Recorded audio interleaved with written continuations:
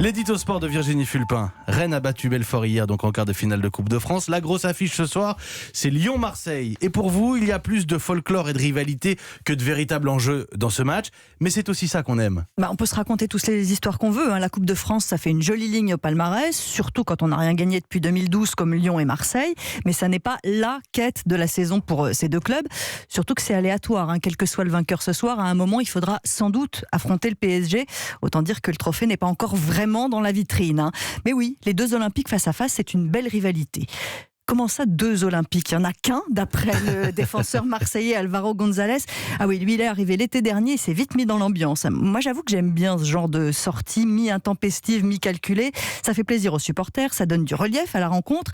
Et puis le Marseillais a trouvé à qui parler, en face avec le président lyonnais Jean-Michel Aulas. Il suffit de mettre une petite pièce dans la machine et ça part tout de suite.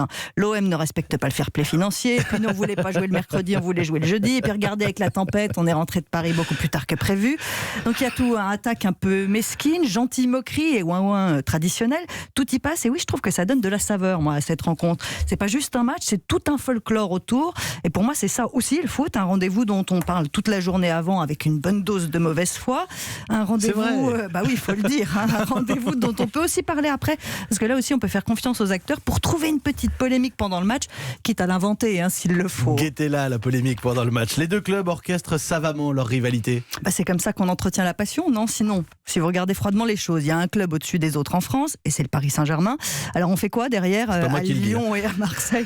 Oui, les chiffres par là, c'est bien d'eux-mêmes, je crois. Alors qu'est-ce qu'on fait à Lyon et à Marseille ? On vivote dans l'ombre ? Non, on joue sur cette rivalité. On en fait des tonnes sur les oppositions entre les deux Olympiques, entre l'OM qui préfère qu'on regarde ses résultats actuels plutôt que ses finances et leurs conséquences futures, et puis l'OL qui brandit ses bénéfices pour qu'on évite de parler de son rendement sur le terrain. C'est vrai qu'il y a de quoi faire en termes d'opposition. Et quand c'est surjoué avec humour, oui, moi, ça me donne envie de les voir face à face ce soir. Je ne sais pas si c'est à force d'exacerber les rivalités. Je suis sûre que ça y participe, en tout cas. Mais ces dernières années, on ne s'ennuie jamais devant un Lyon-Marseille. Personne ne veut lâcher. Ça leur fait au moins un point commun. Et puis, ça donne un peu plus de saveur à ce quart de finale. Bon, ensuite, est-ce qu'il n'y a vraiment aucun enjeu ? Vous l'avez dit, aucun titre depuis 2012. Et puis, souvenez-vous de la fête des Marseillais quand ils ont gagné la Coupe de la Ligue. Oui, mais c'est un quart de finale et à un moment, il y aura sans doute le PSG devant. Effectivement.